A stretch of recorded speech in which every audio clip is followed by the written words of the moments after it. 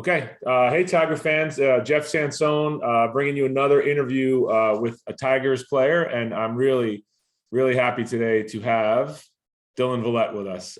Sophomore, standout for the Tigers. Hey, Dylan. How are we doing? Hello, Coach Sansone. How you doing as well? I'm doing great. And we're catching you. It's a snow out Saturday here. The blizzard came through. So we're doing something constructive, but I know that's not something that you have to be asked to do. You're always doing something constructive. Yeah. Danbury was last night.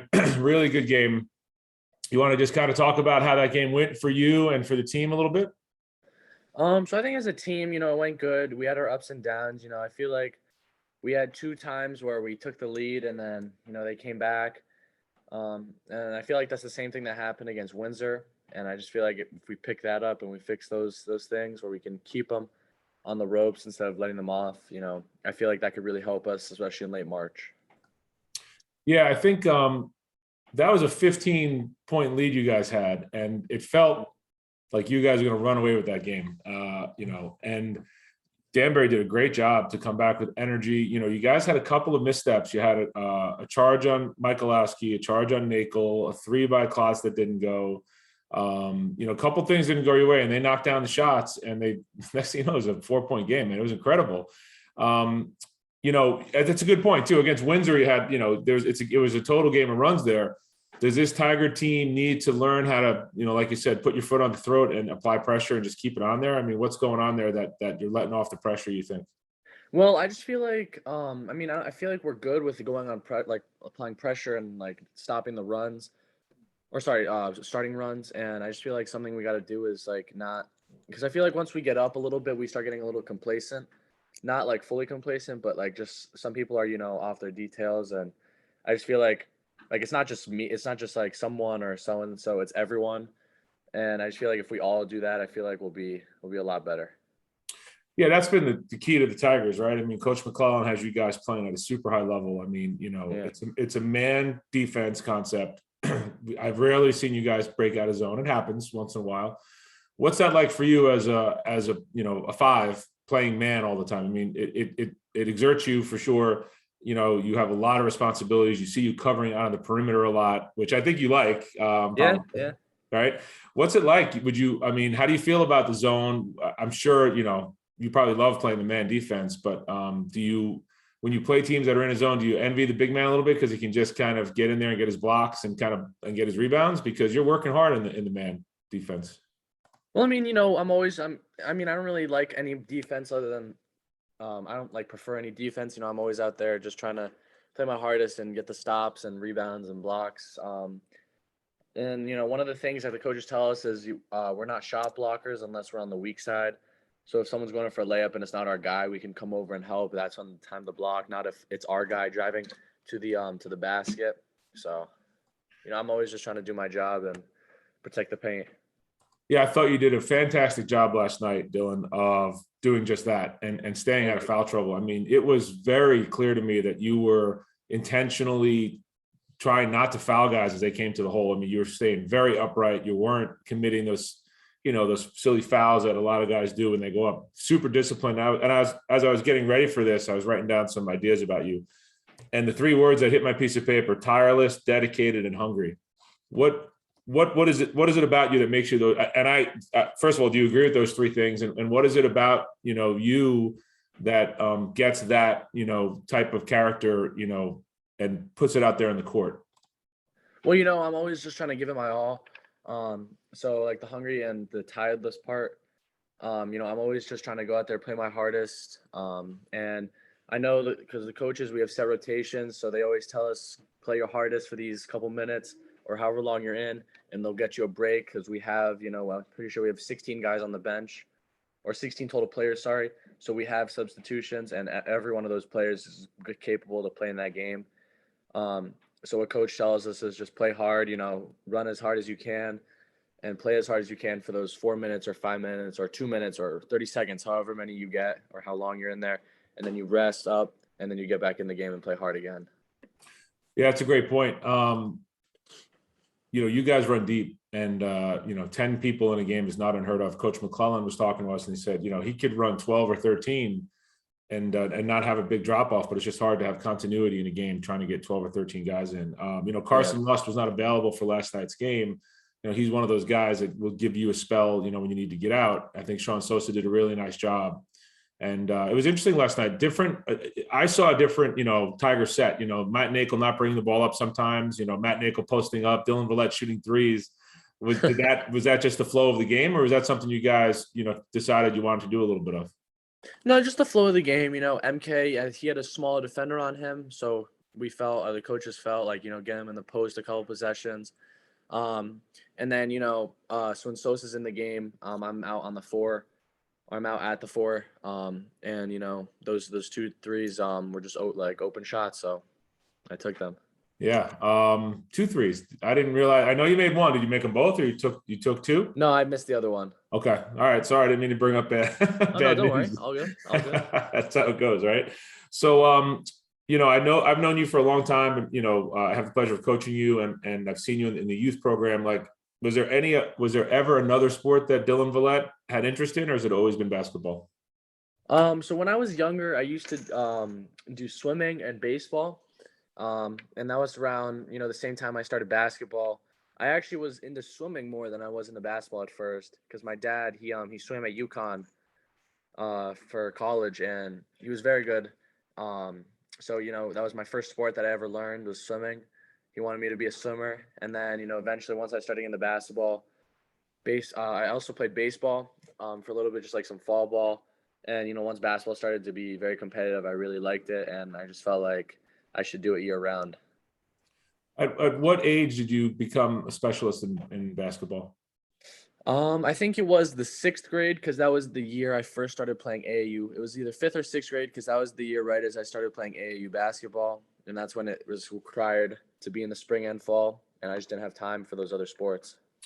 Yeah, it's kind of I have kind of mixed feelings. Like, I love multi-sport guys, right? Because they bring this toolkit that has a lot of stuff that they can bring to the table, but specializing has become a thing right now. And you see kids that play other sports and they just fall behind with the guys that are doing it all year round. It's just, when I grew up, I wasn't, nearly talented enough to play one sport, let alone 3, but there were guys that played 3 sports and they did it. They did it. And I think the day of the 3-sport athlete has kind of gone away. I think that's unfortunate, but you do get guys like you who are super, high achievers. You're a sophomore. And I think when people roll in and they look at you and they look at the sheet and they go, oh my God, this kid's a sophomore. And you had a move last night. Did you watch the game back yet? Yeah, I watched a little bit. I got to about the 3rd quarter, halfway through the 3rd quarter. You just watching a raw feed, or you watching my call? I'm watching the raw feed. Oh, Dylan, man, you're killing me.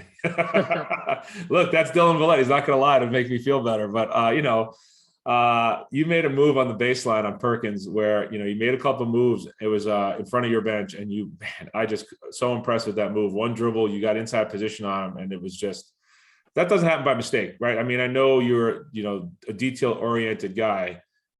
And I know that athletes like yourself don't do stuff on the floor that they haven't practiced before. Is that a move that you've been working on for a while?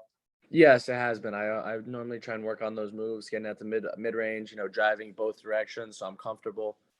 So it's just one of those moves I always normally practice.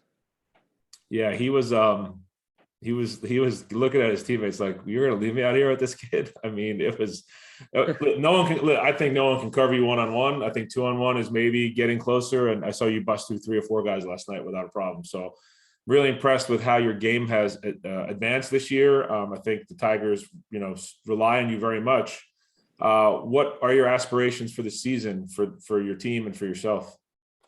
So our goal is to win the states, and we are, as a team, we all really believe that we can win we can win states, because, for example, Windsor, they're the highest ranked team in our division for states, and we almost beat them. And also, our bench is very deep. We have a deep starting 5. Justin, he can hit threes from NBA range. We have MK, great driver. You can make those tough layups and his free throws. He's also a great passer. Alistair Walsh, great defender. Ben Klotz, just a great all-around player. He's a good defender, good passer. He moves the ball well.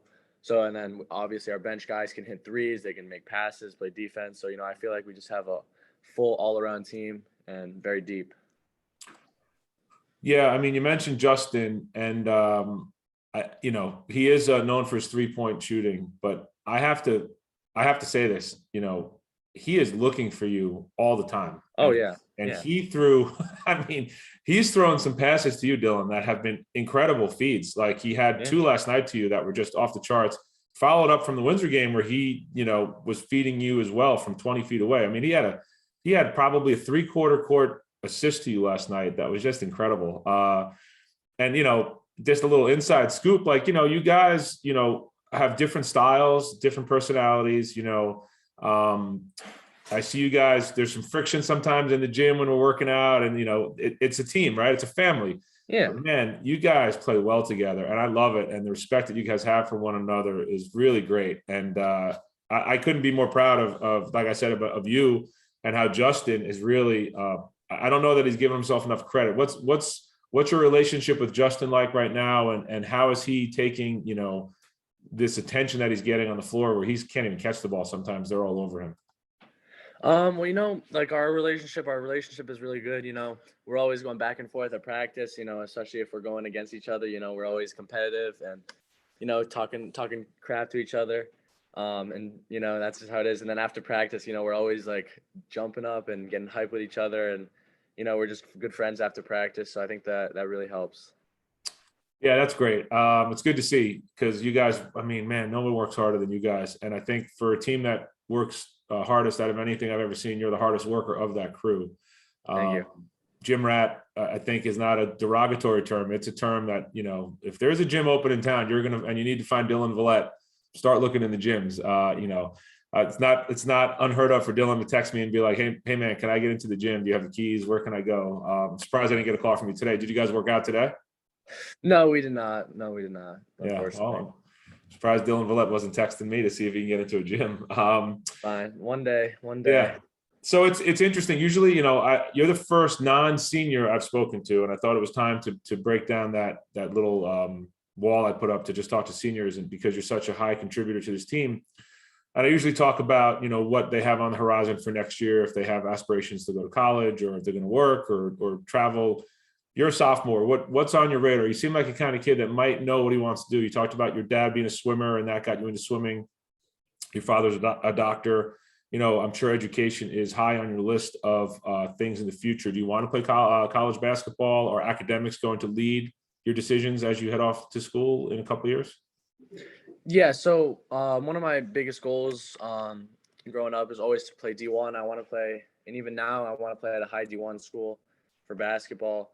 And then obviously I'm keeping the grades up, doing well in school. So that way after college, I have options to go into whatever field I want. So. And what's that process like for those of us who had never had a sniff at anything like a Division I, opportunity? What's it like? Is that start now? Are people talking to you? Are you, having meetings, sending film? Like, what is that like, that process? So right now, I have not spoken to anyone lately, but a lot of it comes during AAU during the spring and fall, because that's especially the spring, because that's like where all the college coaches are looking. It all just depends, on the team you play, on the teams that you're playing, and the players that you're playing. Because some games, you'll be playing against really good players where colleges are watching those players, and then if you play good and they see you, they're gonna talk to you and stuff like that. So I'm always just trying to play hard and work on my game. Yeah, it's interesting. I wonder in this day and age, do you have to be proactive in that and start making your own sizzle reels and sending them out and trying to get noticed? I mean, you talk about AAU, and I guess that's where a lot of the recruiting happens now. And it's changed a lot. Back in the day, it used to be high school, and now it seems like AAU is the driver for that. But you're playing for a top 5 team in the state. You're playing for a 4-time FCAC champion in the last 5 years, and you've had a hand in that in the last couple of those. Or last one at least, and hopefully another one this year. You guys are going for the unprecedented 4 FCX in a row. It's never happened. Are you not getting guys coming to see your high school games, or are you not sending film out at this point to people? Well, I have film saved up, and if college coach asks or coach asks, I'm gonna send it to them. But right now, no, not really. Coaches have been seeing me, but I think at that Windsor game, someone told me that there were a couple of college scouts there. So, it just all depends on what teams we're playing. So I feel like once in the FCX in states, I feel like there will be college coaches there because then that's all the best teams in Connecticut just competing against each other. Yeah, listen, I wish that works out for you, and I know the hard work that you put in does not go unnoticed. Let's talk about the elephant in the room. What's going on with the free throws with this team right now? Okay, so it's weird because in practice, we're making our free throws, all the time. We always practice free throws, but I feel like it's just a nervous thing. Some people I feel like are actually all of us. I feel like sometimes we get a little nervous with the fans out there because during the beginning of the season, our free throws were very good, and then recently they've been all right, not bad, I wouldn't say, because we're making like at least yesterday we made most of our or a bunch of our free throws compared to Windsor. But I still think we just all got to work on it. It's not just one thing where it's obviously just not it's not going to get better in one day. It's going to take a week or 2 weeks or however long. Just every day, getting the line at least like 20, 30 free throws a day or 20, 30 makes a day. Try and get in 5 in a row, 10 in a row, a couple in a row. So it's just all it takes practice. Yeah, it's funny. It's interesting. You guys, you've had a really interesting high school career from a environmental standpoint. I mean, last year was a COVID abbreviated year. No fans, right? No fans last year. Yeah, no fans at all. I mean, so you're playing in like a library basically, and where Yeah.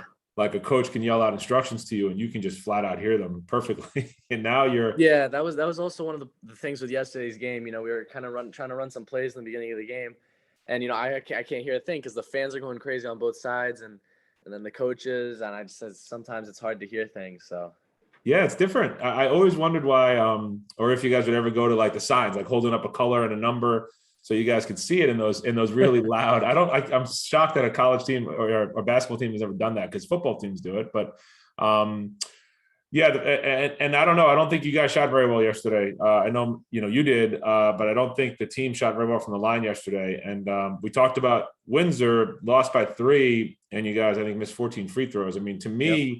you won that game on the yeah. court, and you lost that game on the free throw line. And Yeah. that's a very unusual for a Coach McClellan team. Very unusual for you guys. You're I think 80% free throw shooters most of the time. So I suggest upping that make number from 25 to 30 to 100 a day, and that would be my prescription to the Tigers right now. But I don't have a say in what goes on in season, but I can tell you what, when we get to the off season, we're going to be shooting a lot of free throws. Oh yeah. we're going to be running and shooting free throws for a while. What else is going on with Dylan? Like you got the midterms okay? Everything go well there? You said you're a good student. Yep. So Midterms. Yesterday was last day of midterms. Everything went well. Did all good in all my classes. So.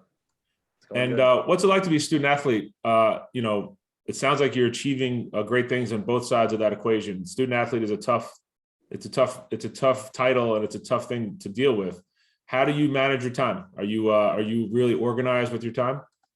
Yeah, so the way I do it is especially during the basketball, like during the spring and fall, I can be a little less like lenient and less organized because I don't have practices as much.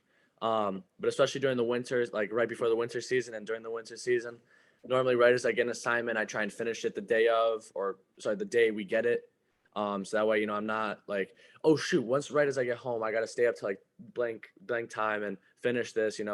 I have a set bedtime that I try and go to bed so I can get my 8 hours of sleep.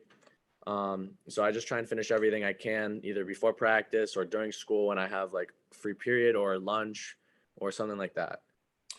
It's good. I mean, listen, that's dedication, and that's a good formula for success in high school, college, and in life, making sure that you don't put stuff off. Yeah.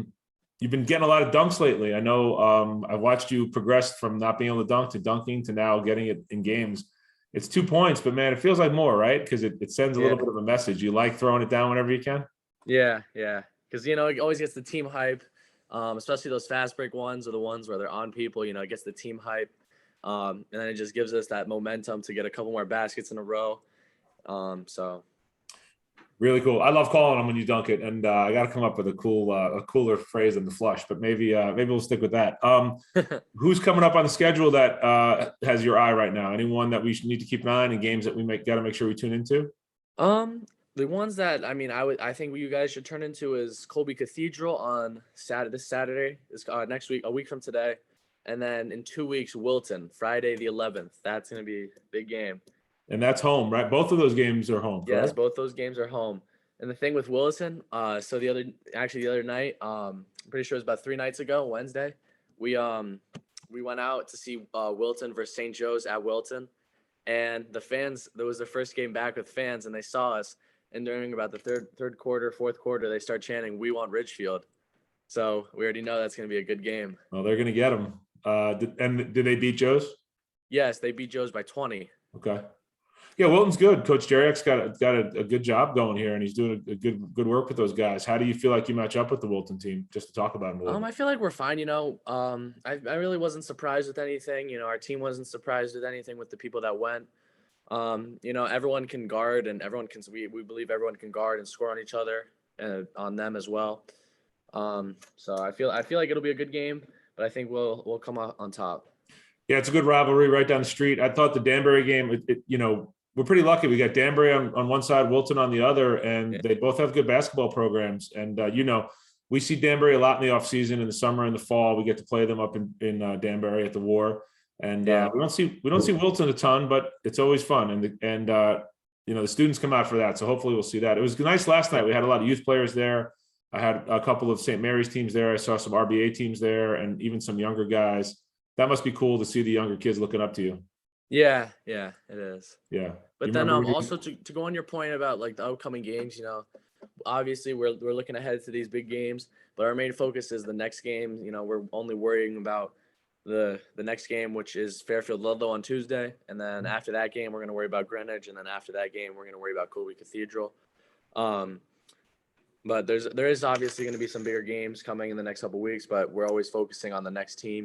We have this phrase, let's go 1-0 tonight, and then we'll go 1-0 another night. So we just try and focus on one team, and then after that team, we'll focus on the next one. Yeah, I kind of led you down that path asking for the highlight games, but I know that's the philosophy, and it's one game at a time, and we don't look past that, because that's when you get caught sometimes.